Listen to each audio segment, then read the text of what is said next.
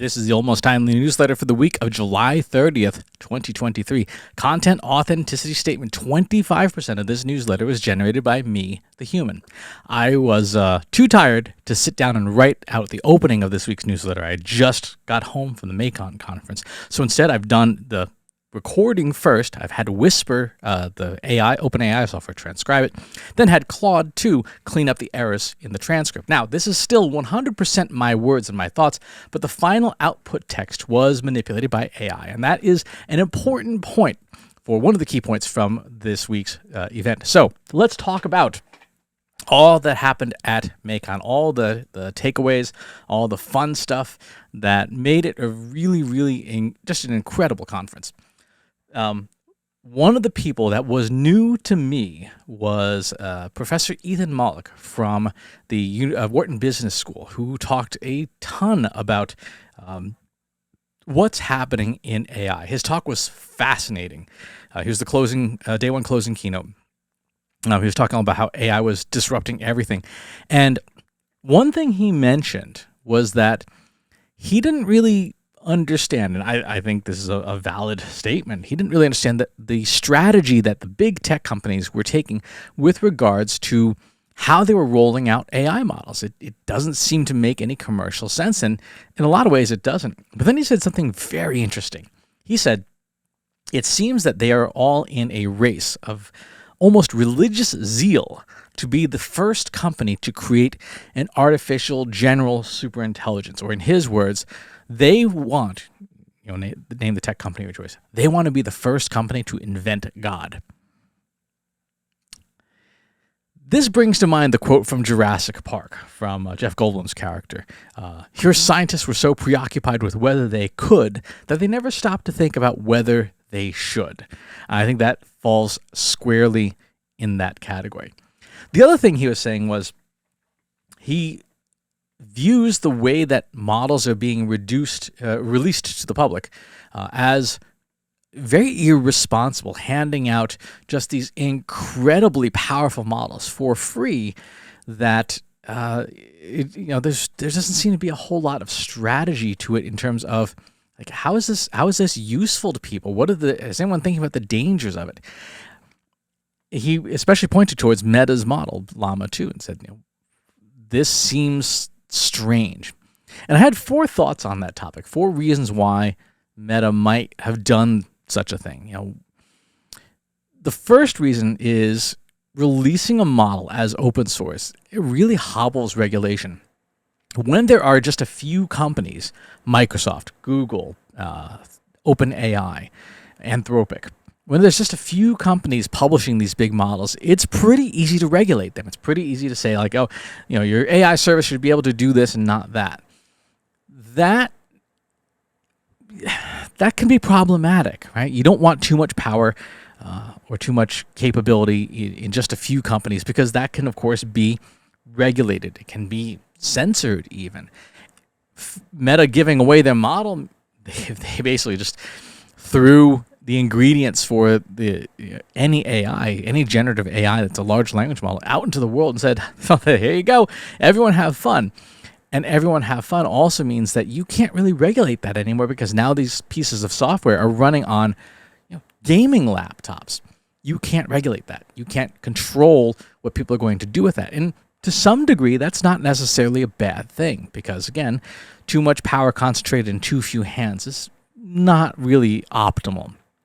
So that's the first part. The second thing that I thought of is Meta's done this to take a baseball bat to the knees of its big tech competitors, particularly Google, but even OpenAI to some degree.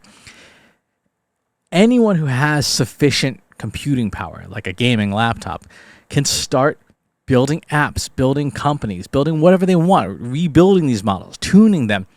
And in doing so, it effectively hobbles other tech companies from consolidating their power, right? So OpenAI might have the best model for now, the GPT-4 model, but now anyone can, with a gaming laptop, can run the LLaMA 2 model and not pay OpenAI, right? So it's kind of an anti-competitive move, which I thought was very interesting. Third, if you think about it, Meta basically gets free tech support, right? If you release a model to the world, thousands of developers are going to beat this thing up and find all the bugs, find all the issues, find all the ways that the model can be misused, and let their fellow developers and Meta know, hey, this is how the model is kind of broken. Meta gets to see how its models succeed or fail at a massive scale, much larger than they could do themselves, and in doing so, find all the vulnerabilities or learn how to make models better without having to pay for it, right? They didn't have to pay these thousands of developers and people like you and I to test these things out. And fourth, Meta basically gets free R&D, right? Every developer who takes one of these things and builds a new model, a merge from it, or a new ecosystem to use the model, like Cobalt or Silly Tavern, all those improvements are open source under the same license typically. And so Meta can look around and say, hey, this model, they're doing this with this model. That's cool. That's cool. That's cool. And now they've got the R&D essentially of a much larger company without having to invest a huge number of resources on it, because the open source community is building all of these add-ons for them. And so it's a very clever move to take a very powerful model and throw it out to the world. Second talk that I have a lot of thoughts about, I saw chief decision scientist at Google, Cassie Kozyrkov, who delivered the day 2 opening keynote. I got a chance to very briefly just shake her hand and say hi. I've followed her work for years, and she's absolutely brilliant at what she does.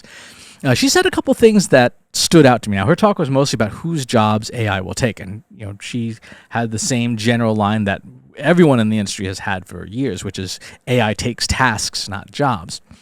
But she said something very interesting. She said, if you find it's easier to do a task than explain it, that is a task that is ripe for AI, because the instructions are too complex for you to articulate, but it's good. It should be trivial for you to make examples that AI can learn from. She also said, AI won't take entire jobs because humans still need to do the thinking, but AI does the doing. Humans do the thinking, AI does the doing. And so this was sort of meant as a way to say, don't worry, AI is not going to take your jobs. That is not my take on it. And the reason that is not my take on it is how much of your job is thinking and how much of your job is doing. Right? I know in my own job, 80% of my job is doing, right? Doing the work, making the software go, writing the reports, talking to the clients, the doing of the work, not the ideation. There are, I think, McKinsey or somebody said there's 130 million knowledge workers in the US. And their estimate is that AI will impact in some way dramatically 100 million of them, right? If we go by what Cassie said, that AI is not going to touch the thinking, it's only going to replace the doing, that's still 80% of the workforce, or at least 80% of the tasks for that workforce that they won't be doing anymore in some capacity.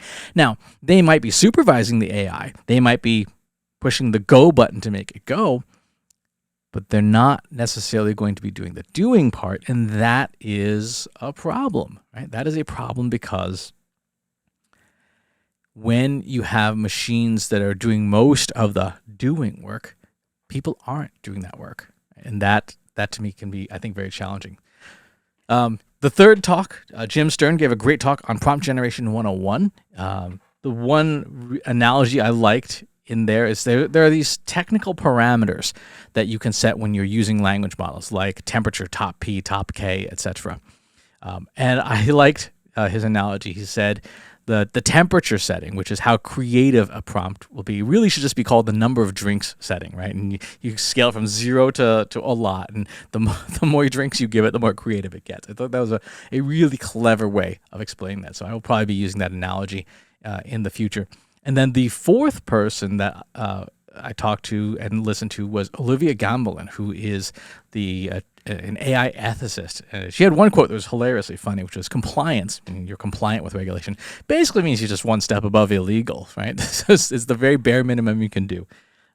We had a very good discussion about how fairness in AI is challenging, because there are two fundamental types of fairness, right? There's equality of opportunity, which means that everybody starts the race at the same starting line. And then you succeed in the race on your merits, on how fast you can run. There's also equality of outcome, where it doesn't matter where you start the race or how soon or how late you start. Everyone should arrive at the finish line at the same time. And so there are cases where equality of opportunity is important, right? You want people to succeed on their own merits in a business. There are cases where you want equality of outcome, where you want to ensure that everyone gets the same treatment, right? If customer service, you call into a customer service line, and you should get the same treatment as the next customer. It should not be how good a customer you are. It should be, no, everybody gets the same treatment. But we had an interesting twist in this conversation about how different cultures might implement these. There is the idea of individuality, individualistic societies. The United States of America, for example, is a super hyper individualistic society, a far anomaly.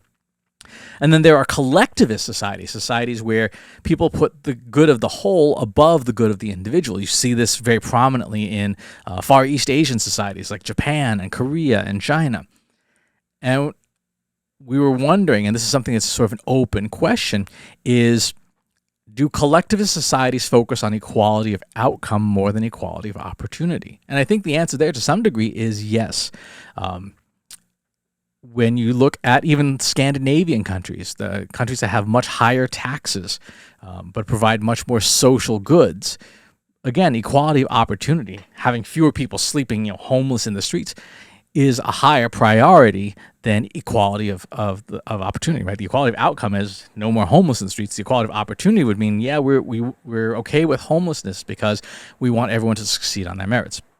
These questions are important because they govern how we use artificial intelligence, how we deploy it, how we manage it, how we govern it, how we control it, to the point where we want to ensure that artificial intelligence is working for us and not the other way around. And questions about fairness and equality are not a single one-size-fits-all answer, right? It's case by case, and companies, people have to decide how they want fairness implemented in whatever situation you might be in. So lots and lots of really cool takeaways from the event. I gave my talk, which you can watch at the top of the newsletter. I'll put a link in this section as well. I would encourage you to enjoy the talk. It's fresh. It's not out of date yet, as far as I know. And see what you think of the takeaways, and maybe if they might stir some thoughts of your own. All right, so that's the takeaways from this week. Let's go ahead and dig into other things from the week. Had some articles on how to stay current on AI tools, as well as AI-generated text and copyright, and also how to capture voices. But I did write one thing on how your prompts determine the quality of your outputs. So make sure that you go check that out. Also on the podcast this week on In Your Insights, Katie and I talked about, is ChatGPT getting dumber? The answer is yes.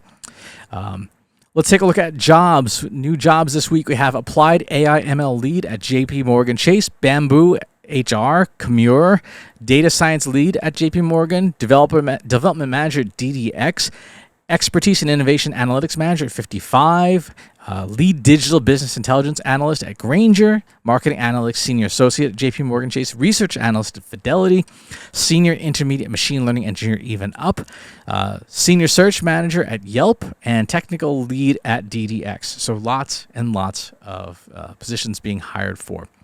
Upcoming events, my next public travel, I believe, is ISBM in Chicago in September, followed by Content Marketing World, Marketing Analytics and Data Science, and then Content Jam, Marketing Profs B2B Forum, and Social Media Marketing World. I also have a Marketing Profs event in August, the Iron Chat, which we will have some more stuff. That is the news for this week. Thank you for watching. Thank you for listening. Thank you for being here. I appreciate it, and I will talk to you soon. Take care. If you like this video, go ahead and hit that subscribe button.